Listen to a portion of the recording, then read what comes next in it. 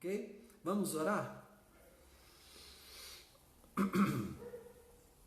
Pai de amor, nós queremos te bendizer por esse encontro, queremos glorificar o teu nome, Senhor, porque estamos certos de que o Senhor está reunido conosco. Nós estamos juntos aqui com o mesmo propósito, Senhor. Nosso desejo é que o Senhor se assente conosco e nós, assentados aos teus pés, junto com o Senhor, possamos aprender mais do Senhor, receber mais do teu ensino, receber mais dessa comunhão prazerosa com o teu Espírito. Ó Deus, aonde há o Espírito de Deus, aí há liberdade.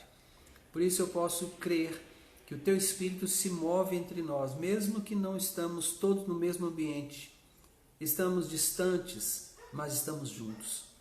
Tem pessoas de tantos lugares, ó Deus, que se encontram aqui agora. Mas o teu Espírito é onipresente. E tanto está aqui na minha casa, como está na casa de cada um, no coração de cada um dos teus filhos. E eu quero te louvar por isso. Bendito seja o nome do Senhor por isso. Obrigado por esse ambiente familiar. Obrigado por esse ambiente onde nós nos sentimos à vontade para expor nosso coração, para expor nossos desejos, nossas vontades, nossas debilidades também, nossas lutas, nossas guerras. Obrigado, Senhor, por essa liberdade. No nome de Jesus nós te louvamos. E agora, Pai, quando nós vamos iniciar esse tempo de meditação na Tua Palavra, queremos te pedir que nesse mesmo Espírito, Pai, o Senhor possa nos conduzir por essa senda maravilhosa do conhecimento das Escrituras. No nome de Jesus, que de forma tão simples, ó Deus, o Senhor nos entregue conteúdos profundos da Tua Palavra, revelações profundas a respeito do Senhor, do Teu Evangelho. Em nome de Jesus. Amém. Aleluia. Amém? Você que chegou agora, boa noite, Deus te abençoe. Luellen. Deus te abençoe, Luellen. Tem uma outra pessoa que entrou aqui um pouquinho antes, deixa eu ver se eu acho ela aqui. Jasmine, Deus te abençoe. Seja bem-vinda em nome de Jesus, sejam todos bem-vindos. Vamos então a Romanos 10, irmãos. Romanos capítulo 10. Diz assim: irmãos, a boa vontade do meu coração e a minha súplica a Deus a favor deles são para que sejam salvos, porque lhes dou testemunho de que eles têm zelo por Deus, porém não com entendimento. Porquanto, desconhecendo a justiça de Deus e procurando estabelecer a sua própria, não se sujeitaram à que vem de Deus, porque o fim da lei é Cristo, para a justiça de todo aquele que crê. Vamos fazer uma pausinha aqui. Ai, a Luísa! Ô, Luísa, perdão, querida, é que a sua foto está em preto e branco e é bem pequenininha, então não deu para te identificar, viu? Perdão, mas Deus te abençoe e seja bem-vinda. Fica com a gente aí, tá bom?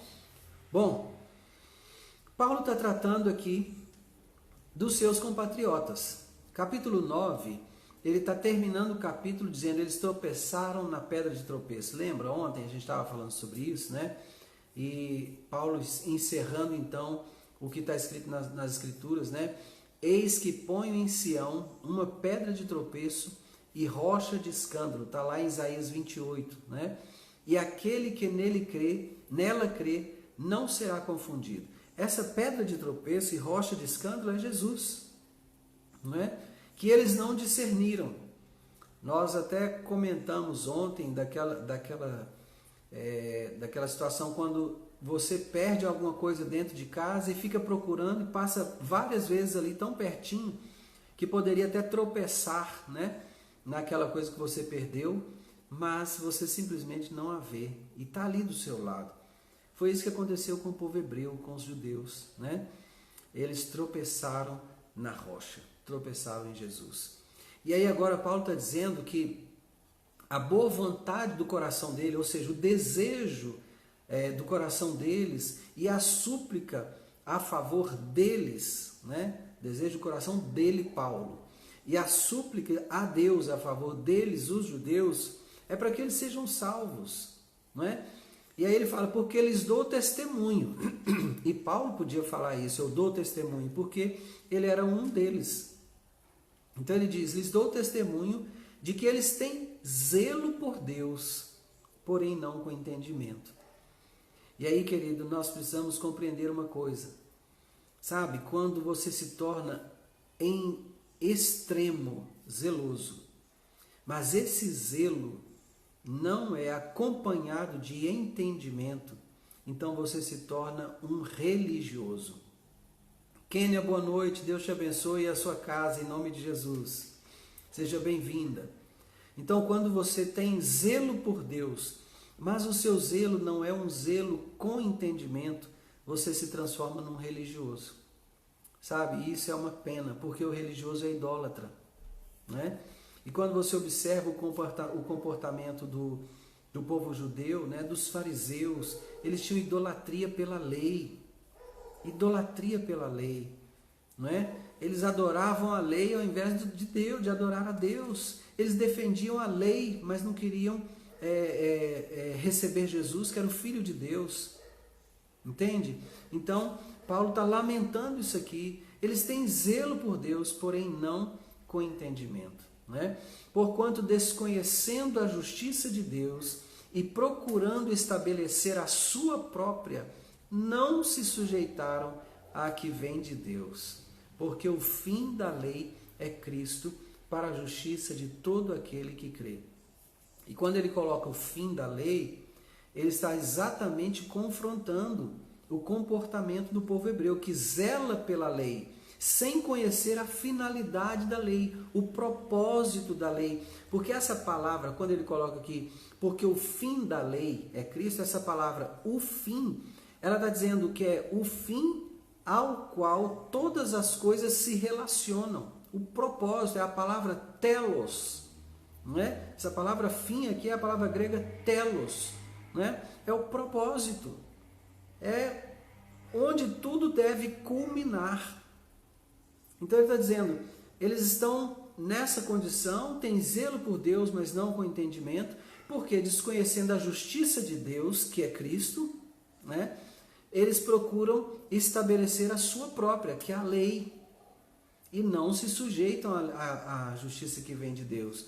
E o fim da lei, o propósito da lei, né, esse que eles estão zelando tanto, o propósito dessa lei pela qual eles zelam tanto, é Cristo. Para que todos, não é nem o cessar da lei, ele é o propósito mesmo. E eu vou colocar isso em outras palavras, com o objetivo de tentar esclarecer um pouco melhor e trazer mais entendimento. Olha só, quando eu sou pai de 2 filhos, né? Então meus filhos até uma certa idade foram tratados de uma forma porque faltava para eles maturidade. Então, uma criança tem que ser tratada na base do não ou do sim, do pode ou do não pode.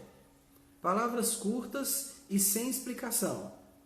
Por quê? Porque não tem maturidade para compreender o que você quer dizer.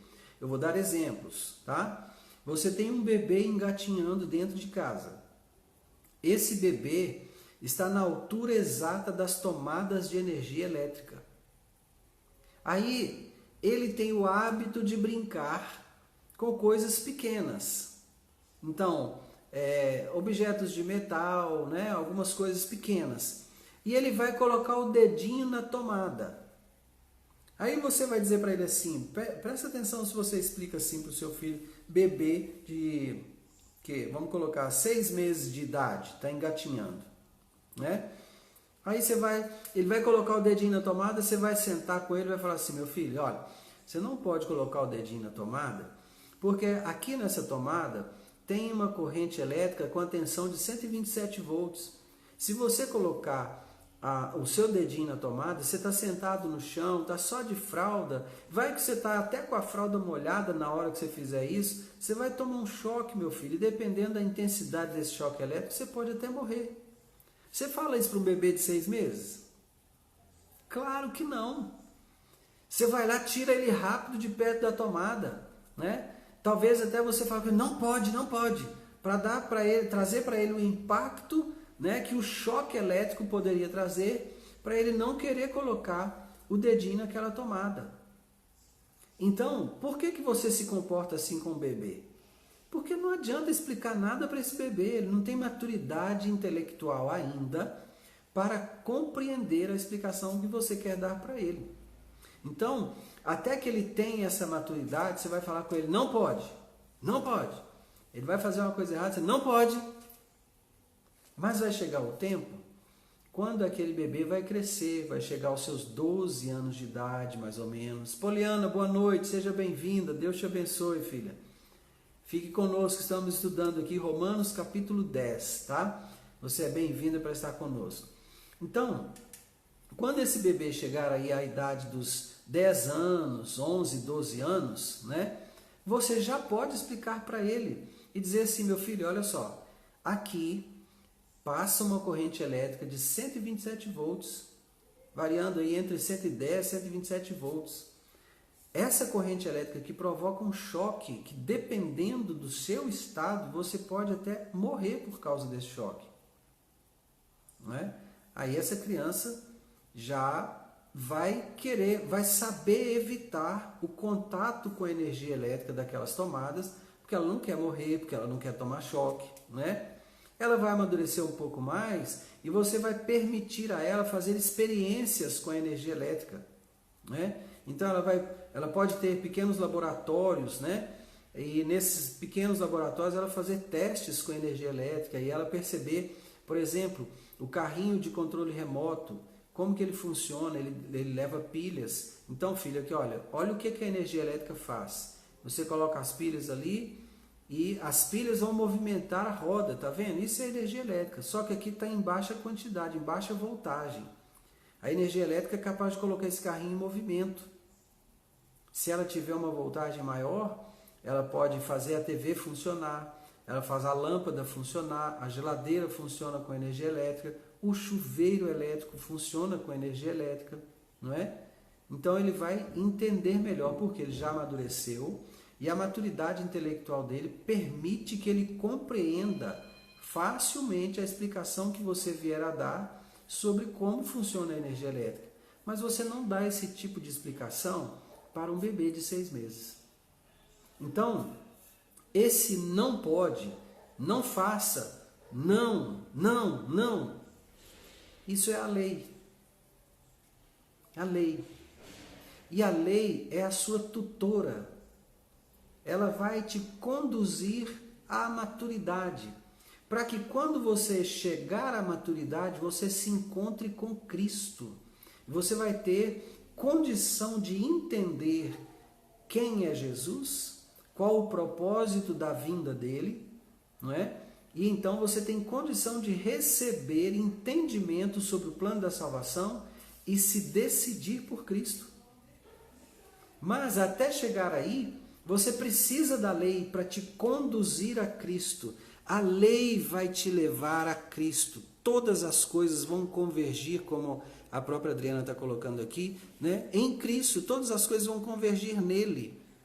Então, o propósito da lei é Cristo. É isso que Paulo está dizendo aqui. O fim da lei é Cristo para justiça de todo aquele que crê. Então, Jesus vem e o propósito dele é justificar aquele que nele crer, tornar aquele que creu nele em um justo. Então, tudo que o Paulo está falando, ele está falando da tristeza dele pelos seus compatriotas. Gente, eu lamento, eles são zelosos por Deus, mas sem entendimento. Elaine, Deus te abençoe, seja bem-vinda. Estamos meditando em Romanos 10, você é bem-vindo para estar conosco, viu? Fique à vontade aí. Então, ele está lamentando que os seus compatriotas não tenham entendido isso. Eles zelam pela lei. Eles estão ali zelando por esse tempo de maturidade. Não pode. Como eles fazem isso sem entendimento? Eles não entenderam que todas estas leis, todas essas são chamadas mitzvot, né? Todas essas mitzvot, elas na verdade apontam para Cristo. Elas vão convergir em Cristo. De tal maneira que, à medida que eu compreendo a lei, e aí você vai perceber por que Jesus no Sermão do Monte, ele vai dizer algumas vezes assim, ouvistes o que foi dito, né? Então, por exemplo, ele fala, ouvisto o que foi dito, não adulterarás. Eu, porém, vos digo, qualquer que com o coração, com intenção impura, olhar para uma mulher, em seu coração já adulterou com ela. Então, olha só, isso é Jesus amplificando o entendimento do mandamento de Êxodo capítulo 20. Não adulterarás. Não cobiçarás a mulher do teu próximo. Não é? Então lá está escrito, não pode, não pode. Aí Jesus agora, no tempo chamado plenitude dos tempos, traz aquilo que é a essência. E o que é a essência? O pecado está dentro de mim, dentro de você. Então eu preciso compreender que todo pecado nasce no meu coração. E que Deus não está preocupado apenas com o ato que foi praticado, mas Ele está atento para a intenção do coração. Porque muitas vezes uma pessoa faz uma coisa que tem a aparência de ser uma boa coisa, mas a intenção do coração é maligna. E quando Deus for julgar, Ele vai julgar a intenção e não apenas os atos. Está entendendo? Então, o fim da lei é Cristo, por isso, a finalidade, o propósito da lei é Cristo. Então, a lei existiu para que houvesse uma tutoria daquele que é imaturo, para que ele possa chegar ao tempo de maturidade, aquele momento quando ele vai poder compreender o porquê das coisas, a essência das coisas, o motivo das coisas, a finalidade das coisas. Amém? Vamos prosseguir então. Romanos 10, versículo 5. Ora, Moisés escreveu que o homem que praticar a justiça decorrente da lei viverá por ela. Está vendo? Ele continua o processo de abordar a lei. Versículo 6. Mas a justiça decorrente da fé, assim diz, não perguntes em teu coração, quem subirá ao céu? Isto é, para trazer do alto a Cristo. Ou, quem descerá ao abismo? Isto é, para levantar Cristo dentre os mortos. Porém, que se diz? A palavra está perto de ti, na tua boca e no teu coração, isto é, a palavra da fé que pregamos. Se com a tua boca confessares Jesus como Senhor e em teu coração creres que Deus o ressuscitou dentre os mortos, serás salvo. Porque com o coração se crê para a justiça e com a boca se confessa a respeito da salvação. Bom, confessar aqui tem o mesmo sentido de consentir, tá? Consentir, conceder, não rejeitar, prometer, não negar, tá? Admitir. Então, se com a tua boca você admitir que Jesus é seu Senhor, e com o seu coração você crer que Deus o ressuscitou dentre os mortos, você será salvo. Porque com o coração se crê para a justiça, ou seja, se crê com o coração para ser justificado. E com a boca se confessa a respeito da salvação. Com a boca eu admito que Jesus pode me salvar e que só Jesus pode me salvar. Queridos, tem coisas que nós lemos a vida inteira, repetimos a vida inteira e nem sempre paramos para meditar sobre elas. Esse texto aqui é um texto destes. Se com a tua boca confessares Jesus como Senhor e em teu coração creres que Deus o ressuscitou dentre os mortos, serás salvo. Parece algo muito simples e até é muito simples mesmo. Só que há uma necessidade de se entender isso aqui. Confessar, admitir que Jesus é Senhor, significa que a partir desse momento ele se tornou Senhor mesmo. Não é só dizer assim, não, eu admito, Jesus é Senhor mesmo. Não, não é isso. Não é isso. Admitir que Jesus é Senhor é se sujeitar a Ele porque Ele é Senhor. E aqui eu preciso que você compreenda uma coisa, porque nós evangelizamos, né, irmãos? Nós pregamos o Evangelho para as pessoas que não o conhecem. E o crer implica em obedecer. Crer implica em obedecer. Jesus disse assim: aquele que me ama guardará os meus mandamentos. Ok? Se eu ler esse versículo ao contrário, ele fica assim: aquele que não guarda os meus mandamentos não me ama. Ok? Então, essa expressão, se com a tua boca confessares Jesus como Senhor, e em teu coração creres que Deus o ressuscitou dentre os mortos, serás salvo. Eu estou dividindo em duas partes. Primeiro, se com a tua boca confessares, né? Então, se você admite que Jesus é seu Senhor, você está admitindo que você não é mais dono da sua própria vida. Aquela coisa de dizer, eu sou dono do meu nariz, acabou. Não existe mais. Agora o dono é Jesus. Aí vem a segunda parte do versículo. E em teu coração creres. Olha, em teu coração creres. Não é só da boca para fora dizer que creio. E crer no quê? Que Deus o ressuscitou dentre os mortos. Não se trata apenas de eu dizer algo, de eu falar alguma coisa, sabe? E porque eu falei, estou salvo. Não, não, não. Não, não, não. Não, senhor. Não, senhora. Não se trata apenas disso. Mas trata-se de admiti-lo como meu Senhor. Então eu sou escravo, eu sou servo. Crer com o coração e não da boca para fora. Não é? Então compreenda isso. Às vezes, irmãos, nós somos superficiais na leitura do texto e passamos a ser superficiais na vida diária, na vida cotidiana com Deus. E aí quando nós vamos expressar essa nossa vida lá fora, às pessoas que não o conhecem, essa expressão é tão frágil quanto o nosso entendimento do texto bíblico. Aí é que está a questão, né? Então, se eu quero ter um testemunho forte, eu preciso ser profundo no conhecimento da doutrina bíblica, sabe? O conhecimento do ensino sobre a salvação, a doutrina da salvação, que é chamada nos cursos de teologia de soterologia, né?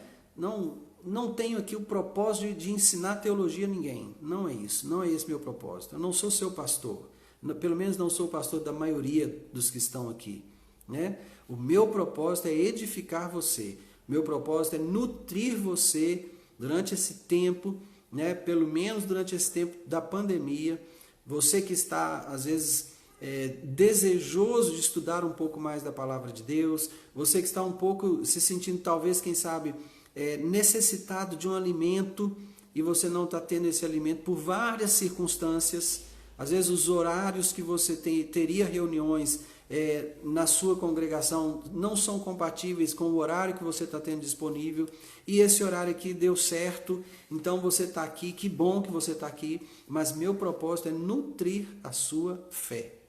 Esse é meu propósito, nutrir a sua fé. E a fé, ela vem pelo ouvir, e é isso que o Paulo vai falar daqui a pouco, e ouvir da palavra de Deus. Por isso o meu esforço aqui é ler o texto bíblico e conversar, meditar sobre esse texto bíblico, de tal maneira que Deus, por meio do seu Espírito Santo, possa nos trazer mais entendimento a respeito do texto bíblico. Amém? Então aqui não é o pastor fulano de tal, não é a figura fulano de tal, é Deus falando com você e comigo, porque eu também estou sendo alimentado. O que nós estamos fazendo é compartilhar a palavra de Deus e nos edificando mutuamente. Então isso também é obediência à palavra de Deus. Amém, queridos? Não é outra coisa, não desejo outra coisa. Isso aqui é o que eu desejo, tá bom? Então, importante entender isso, né? Nós pregamos tanto, né, para as pessoas, falamos tanto de Jesus para as pessoas, mas será que nós estamos falando de forma a dar a elas essa compreensão sobre a salvação? Será que elas estão entendendo que para serem salvas elas precisam admitir que Jesus é Senhor delas? Será que está ficando claro para elas que, quando nós estamos pregando, será que está ficando claro que elas precisam receber no coração essa fé de que Deus ressuscitou Jesus dentre os mortos. Não é entender uma história, mas é crer em um fato bíblico. Amém? Então, chama a sua atenção para isso, porque isso aqui é crucial, né? Isso aqui é crucial. Isso aqui é doutrina básica da nossa fé. Amém? É fundamento da nossa fé. Tá bom? Então, versículo 11. O que vai dizer o versículo 11? Porquanto a Escritura diz: todo aquele que nele crê não será confundido, pois não há distinção entre judeu e grego, uma vez que o mesmo é Senhor de todos, rico para com todos os que o invocam. Por quê? Todo aquele que invocar o nome do Senhor será salvo. Olha aqui outra frase crítica. Todo aquele que invocar o nome do Senhor será salvo. Mas eu pergunto a você, se nós não entendermos que essa palavra invocar, né, significa depositar algo sobre alguém, né? É a palavra grega epikaleomai, uma palavrinha feia, né? Epikaleomai, né? E ela significa isso, depositar algo sobre alguém, receber o nome de outra pessoa. Olha, receber o nome de outra pessoa. Sabe quando que a gente recebe o nome de outra pessoa? A mulher recebe o nome de um homem quando ela se casa com ele. Isso é invocar. Entenda isso. É mais do que você simplesmente gritar: Jesus, meu Deus! Não, isso é clamar. Invocar é chamar o nome dele sobre o meu. É dizer, eu pertenço a ele, eu carrego o nome dele. Então, quando diz todo aquele que invocar o nome do Senhor será salvo, é todo aquele que carrega o nome do Senhor será salvo. Entenda isso, não é?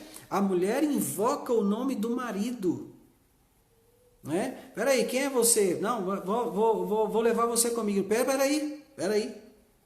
Se é a Renata, por exemplo, eu me chamo Renata Leandro, eu tenho marido. Você não vai me levando assim, não. Está entendendo, querido? Então, todo aquele que invocar o nome do Senhor, todo aquele que carrega o nome do Senhor. Peraí, eu tenho marido, Jesus Cristo é meu marido. Então, sai para lá, demônio. Você não vai passando a mão aqui e levando, não. As coisas não funcionam assim, não. Eu tenho marido. E o meu marido é Jesus Cristo de Nazaré. Aquele que morreu na cruz do Calvário cerca de 2000 anos atrás, morreu e ressuscitou ao terceiro dia. Está sentado à direita de Deus, de onde intercede por mim, aguarda as bodas. E eu daqui estou aguardando as bodas também. Ele é meu marido. Todo aquele que invocar, trouxer sobre si o nome do marido, será salvo. Amém? Percebe como é diferente? Durante muito tempo eu pensava que invocar Senhor, eu invoco o teu nome agora. Vem, Senhor, e me salva. Vem, me resgata. Senhor, eu carrego o teu nome. Sabe o texto? Se o meu povo, que se chama pelo meu nome, se humilhar, orar, me buscar. Lembra? Não é? 2 Crônicas, capítulo 15. Está lembrado do texto? Não, 2 Crônicas capítulo 7, versículos 14, 15, né? Se o meu povo que se chama pelo meu nome. Isso é invocar. Por isso sempre a comparação com o casamento. Sim, por isso sempre a comparação com o casamento, né? Tremendo, tremendo. O Senhor é maravilhoso, irmãos. E Paulo entendeu essas coisas. E quando ele fala como quem entendeu, como quem compreendeu perfeitamente. Ele não tem nenhuma dificuldade de expor, porque ele compreendeu. Não é? Então, nós ao pregarmos o Evangelho, precisamos pregar com esse entendimento, com essa convicção. A grande tristeza, o grande lamento de Paulo é exatamente porque o povo dele, os seus compatriotas, tinham zelo por Deus, mas sem entendimento. Percebe?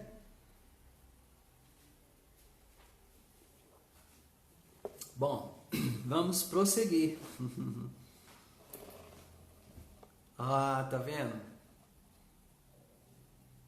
Isso, exatamente, exatamente. Eu acredito, sabe, Adriana, que a maioria das pessoas pensava isso, que esse invocar era gritar o nome de Deus, né? Era falar de forma assim extravagante, né? Mas é exatamente como você está colocando aí. Isso é racional, isso é espiritual, isso tem que ter entendimento, não é? Eu invoco o nome do Senhor sobre mim.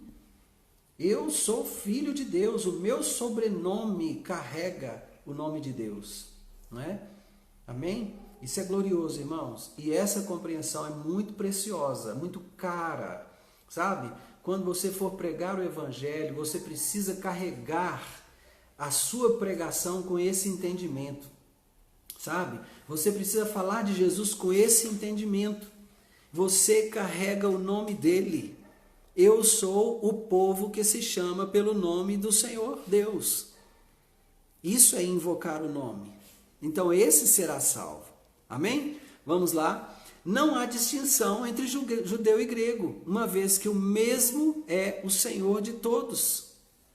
Rico para com todos os que o invocam. Oi, Patrícia, boa noite, Deus te abençoe. Rico para com todos os que o invocam. Ou seja, ele é rico para com todos aqueles que carregam o seu nome. Aqueles que já se viram casados, aqueles que já se comportam como casados, noiva do Cordeiro. Então esses são os que invocam o nome do Senhor. Esses sim carregam o nome do Senhor. Amém? Então, porque todo aquele que invocar o nome do Senhor será salvo. Como, porém, invocarão aquele em quem não creram? Está vendo que ele contesta? Então, você, para invocar, para carregar o nome do Senhor, você precisa primeiro ter crido nele, né? E crer significa também obedecer. Não é só acreditar. Não é? Então esse cuidado precisa ser levado quando você for evangelizar, quando você for ensinar a palavra, leve a palavra com esse cuidado, não é? Como, porém, invocarão aquele em quem não creram? E como crerão naquele de quem nada ouviram? E como ouvirão se não há quem pregue? E como pregarão se não forem enviados? Como está escrito: quão formosos são os pés dos que anunciam coisas boas. Não é? Mas nem todos obedeceram ao Evangelho. Nem todos. E aqui, irmãos, olha, a gente precisa ter mais entendimento ainda. Deus quando nos criou, Ele criou uma conta. Eu vou colocar de forma assim bem simplificada para nós entendermos aqui. Jesus nos criou já, e quando Ele nos criou uma conta. Essa conta é de onde nós vamos sacar todas as nossas necessidades. Não é? Deus não foi irresponsável nos criando e jogando no mundo para a gente se virar. Não. Deus é um Pai presente. Presente. Todas as vezes que eu tenho uma necessidade, eu compareço diante dele com a procuração do meu irmão mais velho, assinada em branco. E aí, com essa procuração, eu apresento ao Pai a minha necessidade. E Ele vai atender essa necessidade. Agora, isso está disponível para o mundo inteiro. João 3,16 diz que Deus amou o mundo. A abrangência do amor de Deus é universal. A abrangência do amor de Deus não é a nível de uma nação entre tantas, não. A abrangência do amor de Deus não é para os evangélicos, também não. A abrangência do amor de Deus não é para os judeus, não. A abrangência do amor de Deus é universal. O amor de Deus alcança todas as raças, todos os povos, todas as línguas da terra. Essa é a abrangência do amor de Deus. Agora, o versículo 16 aqui de Romanos 10 está dizendo: nem todos obedeceram ao Evangelho. Então eu te digo, como é possível alguém ser salvo se não obedeceu ao Evangelho? Quando Jesus diz, aquele que me ama guardará os meus mandamentos. Entende? Então não há como. Graça e paz, pastora Cássia, seja bem-vinda. Deus abençoe. Patrícia, Deus te abençoe em nome de Jesus. Bom, como é que a gente vai prometer o céu para uma pessoa, prometer salvação para uma pessoa que não se compromete com o Salvador dela? Se ele é o único Salvador e não tem outro, você não tem outra opção. É Jesus e ponto. Você quer viver eternamente ao lado de Deus? Você precisa assumir um compromisso eterno com Jesus. Se você não tem compromisso eterno com Jesus, não espere salvação eterna. Não virá. Não virá. Jesus diz, aquele que me ama, guardará os meus mandamentos. Então, nem todos obedeceram ao Evangelho. Pois Isaías diz, Senhor, quem acreditou na nossa pregação? E assim, a fé vem pela pregação e a pregação pela palavra de Cristo. Mas pergunto, porventura não ouviram? Sim, por certo, ouviram. Por toda a terra se fez ouvir a sua voz e as suas palavras até os confins do mundo. Pergunto mais, porventura não terá chegado isso ao conhecimento de Israel? Moisés já dizia, eu vos porei em ciúmes com um povo que não é nação, com gente insensata eu vos provocarei a ira. E Isaías a mais se atreve, fui achado pelos que não me procuravam, revelei-me aos que não perguntavam por mim. Quanto a Israel, porém, diz, todo o dia estendi as mãos a um povo rebelde e contradizente. Meu Deus. Stefânia, boa noite. Não, Stephanie, boa noite. Solange, boa noite. Deus abençoe vocês. Sejam bem-vindas. Romanos capítulo 10. Acabamos de encerrar a leitura desse capítulo aqui. Vocês são bem-vindas para estarem conosco, continuarem conosco.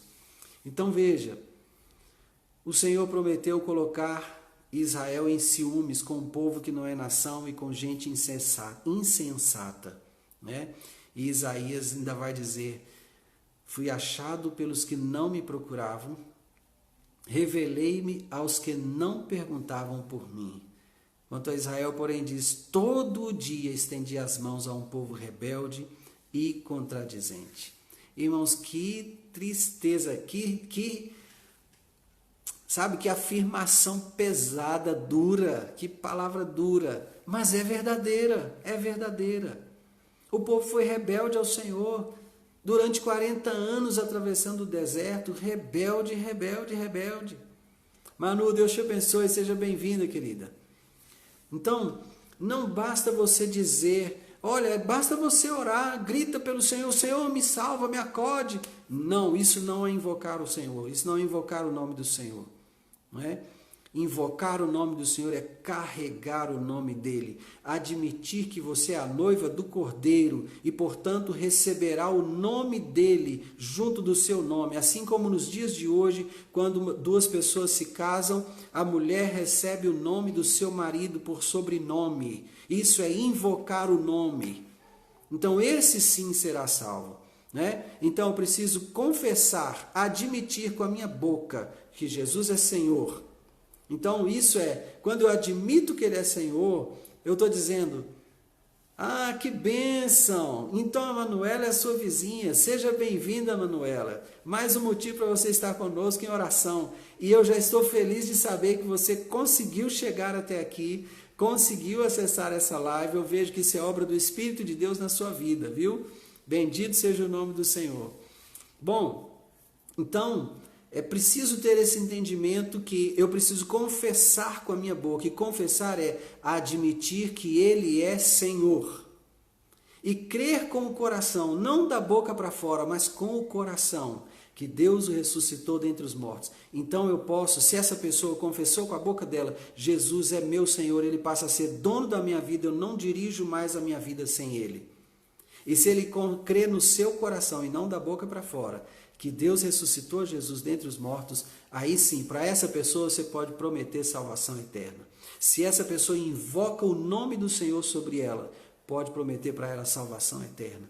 com entendimento. Amém, meus irmãos? Glória a Deus.